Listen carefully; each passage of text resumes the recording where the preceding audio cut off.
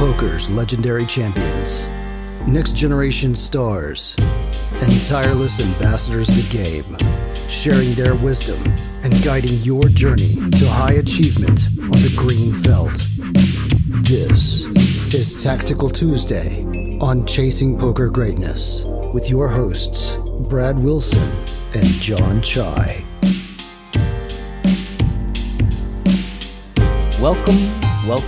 Welcome, my friend, to another episode of the Chasing Poker Greatness podcast.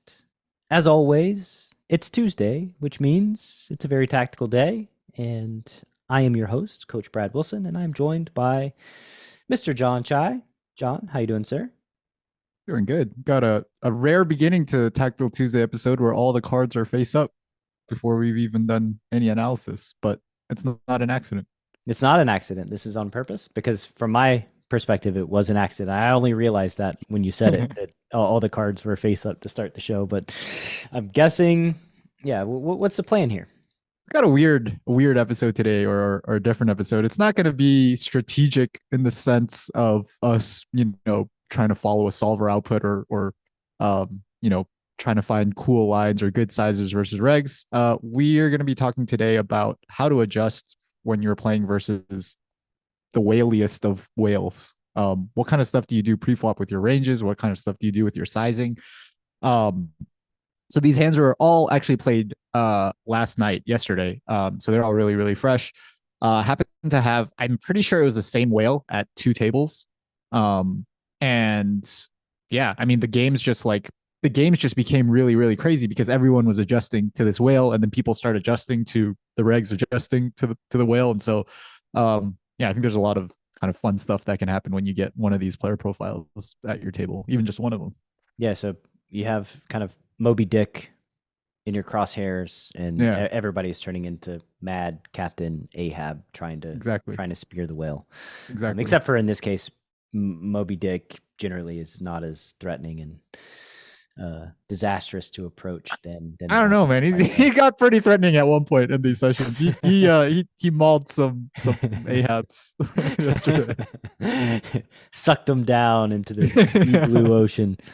Okay, so the first few hands are just gonna kind of be an example of just like how whaley is this guy. Like, let me just give you some examples of like what we're dealing with, and then the after the break we'll kind of go into my hands. Your strategic adjustments, essentially based on observed data points. So right now we're just going to watch, right? We're like kind of just visiting the aquarium and watching this whale kind of do its whale-like behavior.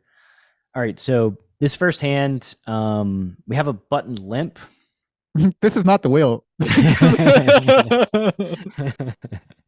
Okay, this is like the seal that's in the tank with the whale randomly. All right, so we have a button limp. And the whale raises to $20. John's playing 5-10. The big blind 3-bets to 90. The button limper folds. The whale, oh boy, oh my. They put all the money in, which is $1,500, and the big blind has them covered.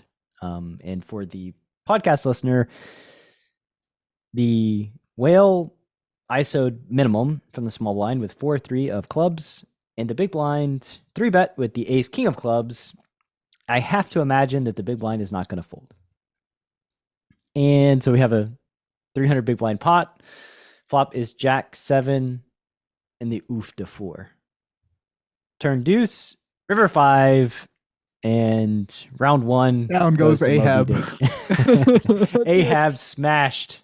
I don't know about you, but when I get this flop and I see the 4, I'm just screaming hold for the finish for the whale as hard as I can. I probably would want this 4-3 to hold more than my own hands when I'm, flipping pre-flop or something like that. I'm sure. You got 5 whalers around this guy. Like, somebody else has got their hooks in it. You're like, let's go. Like, come on, like, plop down right on their deck. Don't let them do it to you, buddy. All right. So this is hand number 1. Hand number 1.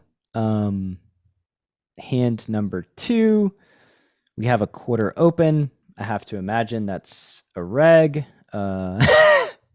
Hey, now you're getting. I see where this is going. Where this is going. It's going to be a short 4-hand review here. So cutoff open to 25 with tens. The button 3-bet to 100 and 1.5 big blinds with a king and a 10 of different suits. The Ahab number 2 says, let's go with the tens. And the tens hold. So round 2 goes to Ahab number 2.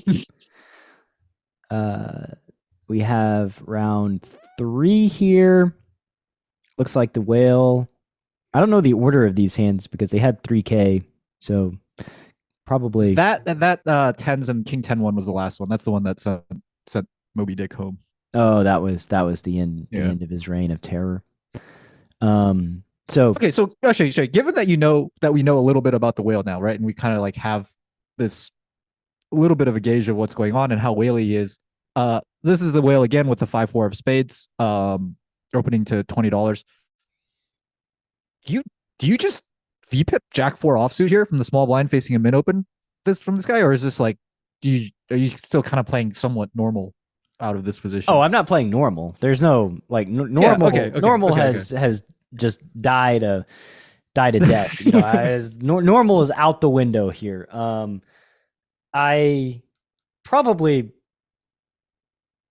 VPip Jack 4 off. I mean, it's gonna be hard for me not to VPip any 2 because there's this like just frantic run on getting in the mix versus this player that is going to be making like catastrophic post-flop mistakes. I imagine, you know, I only have 2 pre-flop data points, but I have to imagine that post-flop they're doing similar things. So I mean, honestly, I'm probably VPipping most hands here facing this, especially facing a mid open, right? Like, yeah, I'm like, dude, I mean, just get in there, try to flop 2 pair plus and have the whale jam 10x pot on the flop or turn or something. And or just top pair and kind of see what happens, right? Like I would definitely get in the mix. Ace king off in the big blind, 3 bets and the 4-5 calls. Wow, we no jam. Flop is king 4 deuce. 2 clubs. The reg in question bets a thirdish. The whale calls. Turn is a 9 of spades. So king 9 4 deuce. The whale has 5-4. Now third pair. Reg has ace king. Reg bet 70. Whale decides to jam. Guessing it works out poorly for them on the turn at least. And they get there on the river. They make 4s and 5s and crack ace king. So this is whale 2, Ahab 1. Yes, I think in this case, I would not be folding many. I would not be folding probably any 2 cards here. I would be sacrificing 1 and 2 big blinds all the live long day in an attempt to win 100. So we have final hand before the break. Interestingly, the whale opens to 3x. This one probably isn't that crazy, but just a little. I guess maybe even the 4-bet size. You just run the pre-flop stuff and he just ends up 4-bet jamming, which is not that crazy given that he's not, even 100 big blinds effective to start the hand. And he opens big, so he gets 3-bet big. So jamming here isn't that crazy, but just falls in line of like, hey, this guy just seems to have a all-in 4-bet size pre-flop if you 3-bet him. Yeah, and I mean, when you see this hand too, honestly, it's like, wow, they have a 3x open and a 2x open. And the 3x open appeared to be a strong hand relative to the 2x open. And so like that would be another like just data point that I would kind of put in my back pocket to help me navigate moving forward. Yeah, the ace king here, suited 2x. Sorry. Yeah. Yeah, the ace king here getting it in pre and running into queens is almost a funny form of a bad beat. Dude, I'm sure he was like crestfallen when he saw he had queen. He was like, oh my God, this is, I guess thank God we're flipping, but this is terrible. Like, Bad beat. How does he not have like Jack 4 here? Well, Moby Dick gets aces too, and Moby Dick gets kings and queens just as often as the rest of us. So it's always surprising when they end up with those hands, but they do get them. They are allowed to get strong hands as well. So long story short, for Ahab number 4, they lose the flip to queens. So Moby Dick is now 3-1 against the Ahabs, and just putting in way too much money with hands that are way too weak appears to be the theme here. And we've watched a number of Ahabs get smashed. Let's see how John does when we come back after the break in this fun little exercise on whale hunting. Stick around. Are you a lone wolf searching for the ultimate pack? The CPG Wolf program is a close-knit brotherhood hell-bent on one thing only: chasing poker greatness. Powered by bleeding-edge wolf strats and led by Coach Brad and his lieutenants, CPG Wolves are systematically prepared for almost any spot they'll encounter on the green felt. If you want to plug into an elite team and have a step-by-step game plan to realize your full poker potential, you can apply at cpgwolves.com. Space is limited, and the pack is only as strong as its weakest member. So only the hungriest, grittiest, and most driven will be accepted into the program. Applications are open at cpgwolves.com. All right, we're back in today's whale of an episode. I imagine that thumbnail editor Patrick is going to have a grand time in figuring out what to make here for the YouTube thumbnail. For those of you that are listening on the podcast, we do a YouTube version. So head to youtube.com/chasingpokergreatness, and you can see mine and John's beautiful faces as well as listening to our beautiful voices at the same time. It might be harmful to some Probably people. too much for most people. Yeah. You know how like in like in the Old Testament when people looked upon the face of God and they turned to salt. You know, you you may not turn to salt. You may like taste something. We just salty. lost like a third of our listeners. Offended half of the world's population. All right. You'll probably survive, but you should definitely risk it too. I don't know. I don't think I did a very good pitch. I think I said you might die if you look upon us on YouTube, but you definitely won't die. Sometimes you get to watch John eat some beans and almost vomit in real time, which is always a pleasant sight. So back to the whales. I guess like my so we're gonna look at like two hands where I got to get in there versus the whale. I think honestly, I don't think these two hands are particularly interesting. My hands were just, way too good versus someone who's to fold versus someone who's, playing as wildly as this whale has shown us he's capable of playing. Before I kind of get into my two very standard hands, I just wanted to ask you, like, what adjustments do you think are appropriate to make, and are you making when you now that you have this information, now that you have this knowledge that this guy's just going absolutely crazy pre-flop? One of the things that immediately comes to mind for me is just ISOing a slightly or 3-betting a slightly wider value range, probably 3-betting larger, and then also obviously being really ready to just call off light facing pre-flop jams. I mean, it didn't really, from the hands that I saw, it didn't appear as if 3-bet size mattered. Like when they got 3-bet somewhat normal or small, they just jammed anyway. So yeah, they did call with the 4-5, but I think I would be hesitant to say that if they flop a 4 or 5, they're going broke no matter what the pre-flop size might be. Mm-hmm. So yeah, I don't know. I would probably size up pre-flop just out of just because I think it's good with like my value, but I wouldn't like that wouldn't be probably the major thing that I would change in my pre-flop strategy. Just kind of thinking about this situation, and it's one that, like, as you move down in stakes becomes like a little bit more common to see. But if for the listener, if you imagine that you're playing in like or you have access to this poker tournament, right? That's set in 1982. And it just has like 1,000 different players from that era who are all playing in this giant tournament, right? And you realize, like, oh wow, these guys are terrible. Like, relatively speaking to today's level of player, they are really, really, really bad, right?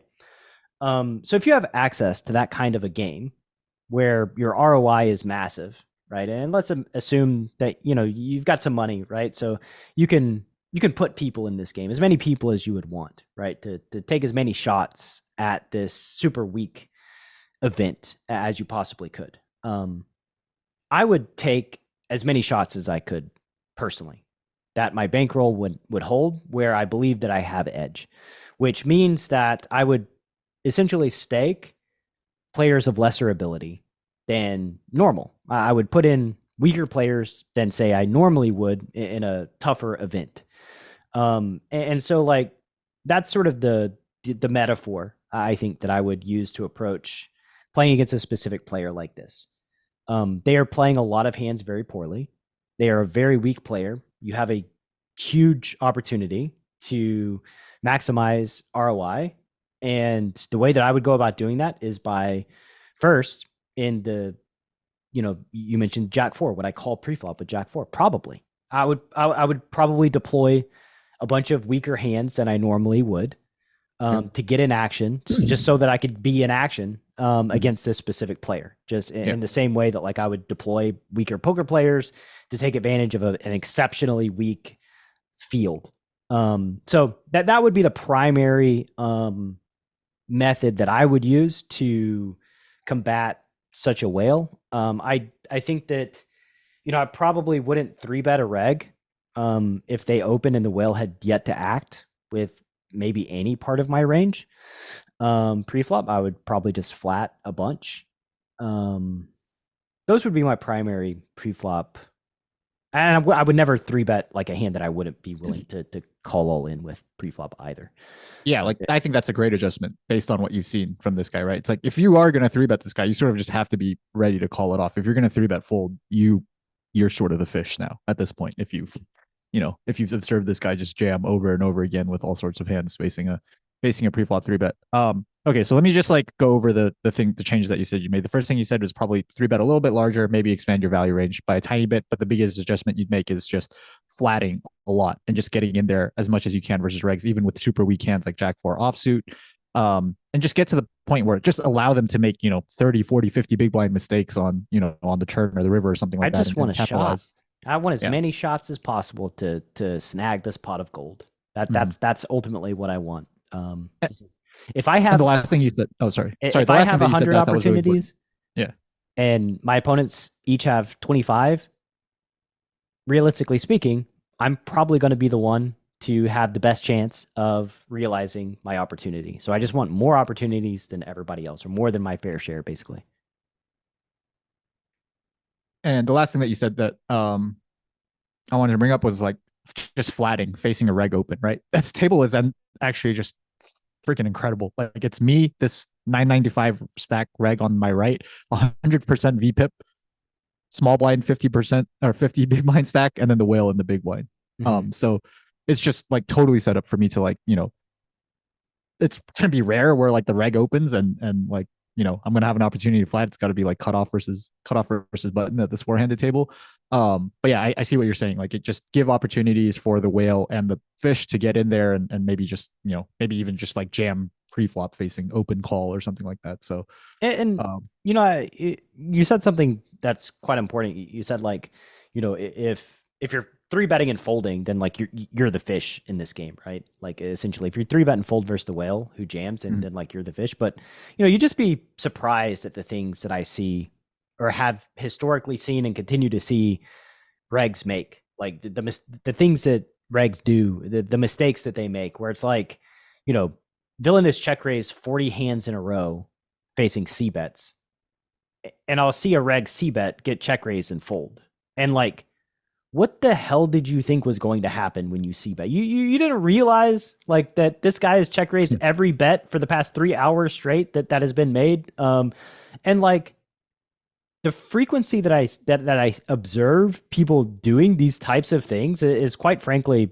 astonishing, really. So, I think that, like, first and foremost, my thing here is like, adjust quick, recognize what's going on, and then hard counter as quickly as you possibly can, and recognize like, oh, this fish, this whale is jamming for four tray off, like tray four off pre, like after it ISO's minimum. Okay, well, I'm probably not going to fold anything if I three bet them because they're jamming such a wide range. So it's like, yeah, anyway, this is like, I would alter my strategy very, very quickly and would never give anything away to this whale in that way. I would never like just open the door for their strategy of jamming everything to generate folds because it's so silly and unnecessary. Mm-hmm. Last question. Are you doing anything to take advantage of regs in this configuration? Are you thinking about that at all? Like, hey, like I think regs are going to adjust in this way, so I'm going to do this to also be able to, hopefully eke out a little bit of extra EV than I normally would versus, regs that maybe are ISOing wider or three betting bigger or flatting more or making the types of adjustments that we might be making. Does that come into your thought process at all? Or are you just kind of like 100% focused on like, how do we maximize EV versus the whale? Everyone else is kind of just collateral. I mean, I don't, it's too general of a question because the situations that can arise are too numerous for me to just kind of answer. But yeah, there are definitely scenarios that can occur where you can take advantage of a reg, right? Like,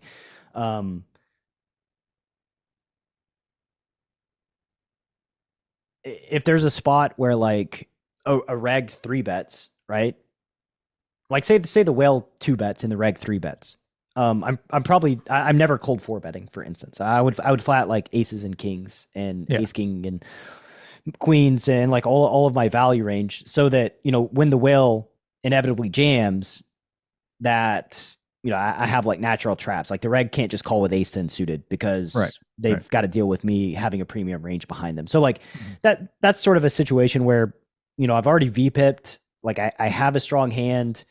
The whale gets an opportunity to jam and the reg acts and I'm still left to act. Any sort of situation like that I could manufacture, I think would be very good to exploit the reg, because essentially what I'm trying to exploit is the reg widening their calling range significantly and me being able to get in there with a ginormous equity advantage against both players in a three-way pot. So like that's something I'd be on the lookout for. And alternatively, I'd be on the lookout for a spot where, I three bet and like the alternative spot, the opposite one where the fish or the whale jams and I've got a hand like ace jack suited, ace 10 suited, and the reg has V-pit behind me and is yet to act. I would also be exceptionally wary of that scenario and probably end up folding because of everything that I just said in the other way. So I do think there's opportunity to kind of mess with regs and to take advantage of them because like they have to have a strategic response, right? Facing such a player. And that strategic response, the most obvious one is to start getting it in pre-flop much, much lighter than you otherwise would. And so any scenario where, can manufacture a spot where the reg's just like going to get it in lighter than usual and I can take advantage of that, I think is also good. Nice. Yeah, I really like that. I really like both of those adjustments. So yeah, we're gonna get into the two hands where I got to get in there pre-flop versus the whale. I think this is mostly going to be entertainment value, and nice, very little strategic value. But yeah, so for the podcast, a little bit bigger than I normally would. Yeah, for the podcast listener, you heard it from John first. You're getting some entertainment in today's show, unlike normal. So be sure to savor it. Enjoy this entertainment because it's all going away by next week. You have tins, like the previous guy who had tins. Yep. The previous Ahab. I was so sad when I saw what this guy had here. I couldn't believe it. Yeah. So John 3 bets. Moby Dick jams. John calls. Nice 4-5 offsuit. And John's got to fade. He's got to win his flip. Ace king of clubs. Ace king suited. Are you kidding? Pretty good turn card for you. This in? Yeah. Board runs out. Queen jack deuce. Turn deuce. River jack. So John. Safe for a note. John wins his flip, and now he covers the whale. So now they could have potentially played a ginormous pot, 360 big blinds, but doesn't appear as if that's going to be the case, considering somebody else whacked him before. Oh, did I?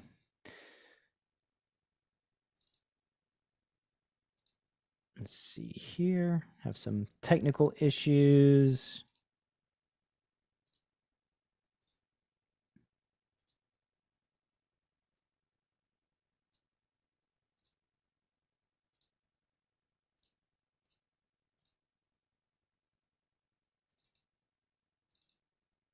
Oh boy, I'm falling Behind the apart. scenes. Behind the scenes, falling apart on YouTube. Don't look at YouTube right now, people.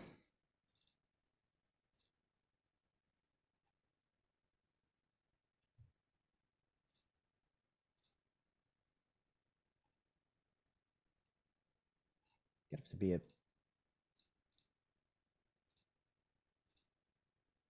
significant editing job here by Patrick.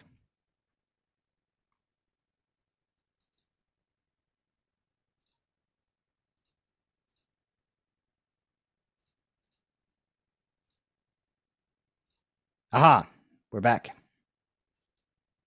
Got it. That's what happens when I try to use Poker Tracker instead of my patented Hold'em Manager 2. So we have, I imagine the whale has 1500 here. Yep, it's the exact same spot as the tens. Just the replayer happening to put us in a different seat. Yep. So whale opens to 2 big blinds. They're patented, not a great hand size. John 3 bets to 120 from the small blind. Big blind folds, and the whale sticks it in. Their patented all-in maneuver here for 150 big blinds. John has ace jack of hearts. Hearts, as everybody knows, is the best of all suits, which means John always has to call with hearts. They make the most flushes? Is that why? Yeah, they do. They do. You have the most heart with hearts. Oh, seems unlikely here, but at least we make a pair. Yeah, so king jack 4, 2 diamonds. I mean, I can't really ask for much more than middle pair. I think you basically have them drawing dead with middle pair. I think. Oh, the 5, the 2 small cards. That's a little concerning. You don't want another 4, a 5, a 3, a deuce. 9, you're safe. It's hilarious that you say that because he has.